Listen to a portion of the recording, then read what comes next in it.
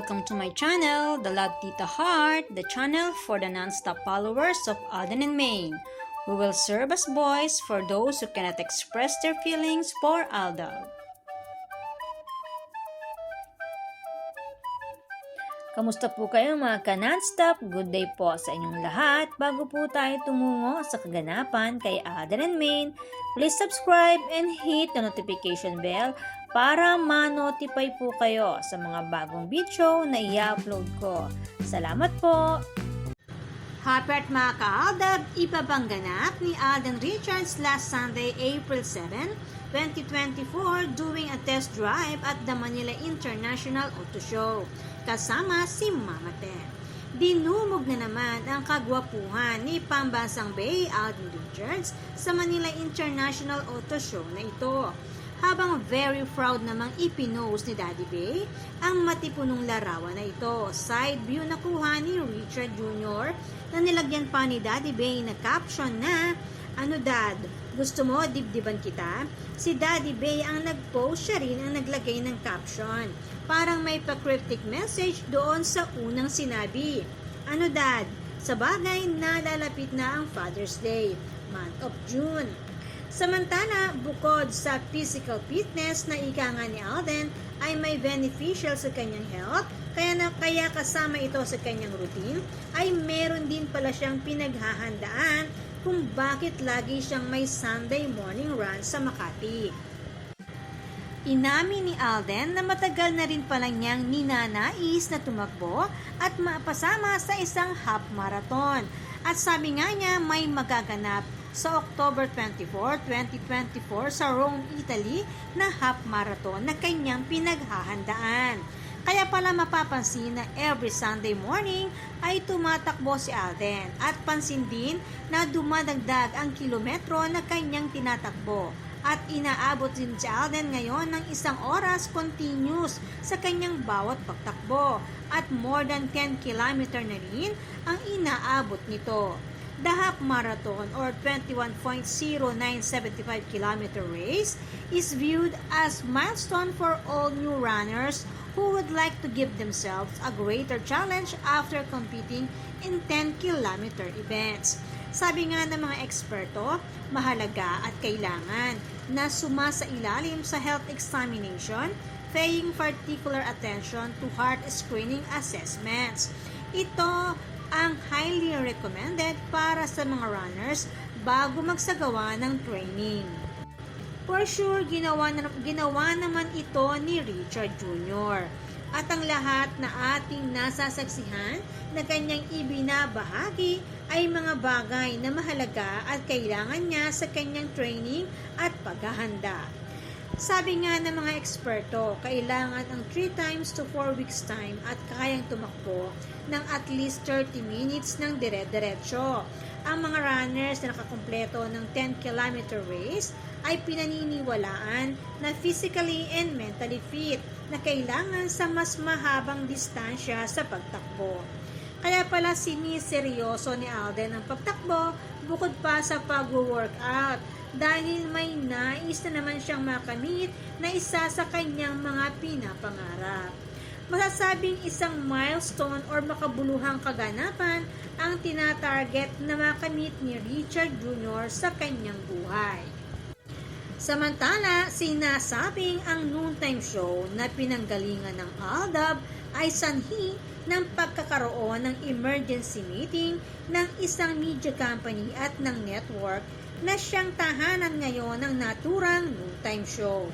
Dahil nasa 2 buwan na raw na wala silang kinikita sa naturang noontime show, kaya naman marami sa mga netizen na dati ding viewers nila ay nagbigay ng kanilang opinyon na halos puro negatibo ang pumapatungkol sa kanilang segments na sinasabing boring na raw panoorin at tila ba desperado na gumawa ng another Aldab version at masyado na raw luma ang ambience. Mukhang malaking problema ang kinakaharap ngayon ng naturang show pumapatungkol sa pananalapi na ayon na rin sa kumakalat sa social media ngayon. Ano kaya ang masasabi ng fandom ng Aldab Nation and True-Blooded Aldab Nation sa nangyayari na ito sa naturang show na kanilang isinalba sa panahon ng kanilang pagbagsak ng unti-unti ng taong 2015 na sabay iniahon ng Aldab at ng fandom ng Aldab Nation and True-Blooded Aldab Nation sa loob lang ng mahigit 3 buwan.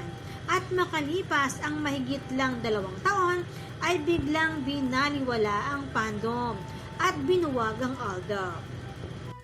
Samantala, tila ba ginagamit ang katagang what you see is what you get na sinabi nila Adeline Maine on national television sa panayam kay Alden Richards na pumapatungkol sa friendship na turing nito kay Catherine. Pansin na naiba ang aura ni Alden na pinag-uusapan nito. Walang makikitang kasiyahan sa mukha ni Tisoy. Halatang may isinusulong ang nagsanib na network na dating magkatunggali. Ika nga, sumisingaw ang bulok na sistema sa mga ganitong paingay. Wala na raw bang ibang idea kundi gumawa ng mga peking pakilig? Ito lang ba ang naiisip na makapagpapabangon muli sa industriyang pinipilit buhayin? Ika nga, try something new na may bahid ng katotohanan upang mabuhay ang dugo ng mga Pilipinong manonood. Samantala, konting trivia lang po tungkol sa pagsusuot ng black ring. Ayon po sa mga eksperto at mananaliksik, ang pagsusuot po ng black ring ng mga babae ay wala pong makabuluhang kahulugan. Ibig sabihin po ay walang meaning, accessories lamang. Ngunit kapag ang lalaki ang may suot ng black ring na ito ay sumisimbolo sa isang wedding bands to symbolize their role as protectors and providers for their families, symbolize commitment to having and honoring strong relationships, or even a signet of loyalty. Ibig sabihin po, sa lalaki lang po nagkakaroon ng makabuluhang kahulugan ang pagsusuot ng black ring. Tulad ni Alden, wedding bands na maituturing itong kanyang black ring dahil matagal na silang kasal ni Nico Menday Fokerson.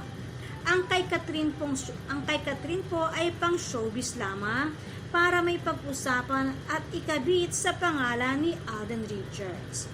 Doon po tayo sa sabi ng mga eksperto na may bahid ng katotohanan. Lagi pong tandaan na hiwalay ang showbiz sa private life ng Fokerson Jr. family. Samantala, share ko lang po mga kaaldab. Si Ami Perez inamin na nabiktima siya ngayon ng deepfake video. Laking gulat niya na imahe niya at boses niya ang ginamit sa kanyang napanood. Grabe na talaga ang paggamit ng deepfake video at artificial intelligence. Marami na pong nanloloko sa paggamit po nito, tulad po ng ginawa kay Mengay. And speaking of Mengay, Maine Mendoza nasa UAE na mataan at may pag-post sa poster ni Maine sa Al Ghurair, Deira Dubai, UAE, na minsan ang tinawag na jeans for mom ang kanyang suot. Kaya naman, good vibes lang po tayo magka-non-stop. Salamat po sa lahat na nag-comments at sa lahat po ng buong pusong nagmamahal at sumusuporta kay Alden and Maine.